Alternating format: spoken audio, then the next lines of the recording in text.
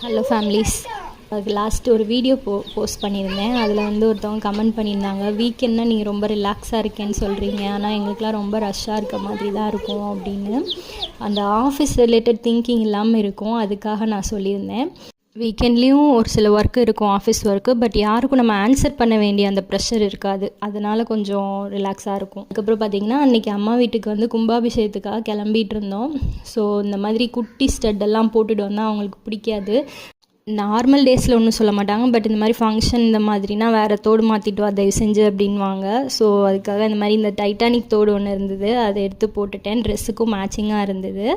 நான் வந்து கும்பாபிஷேகத்துக்கு தான் வந்து சாரீ பிளான் பண்ணியிருந்தேன். ஸோ அவங்க வந்து ஜுவல்லு போட்டுட்டு வா அப்படின்னு சொன்னதுக்காக இந்த சுடிதாருக்கு எடுத்து அந்த ஜுவல்லை போட்டால் சுத்தமாக மேட்ச் ஆகலை. பட் வெறும் கழுத்தோடு போனால் திட்டுவாங்களே அப்படின்னு சொல்லி போயாச்சு. கொஞ்சம் காமெடியாக தான் இருந்தது. பட் ஈவினிங் தானே, ரொம்ப பேர் பார்க்க மாட்டாங்க அப்படின்ற தைரியத்தில் கிளம்பியாச்சு.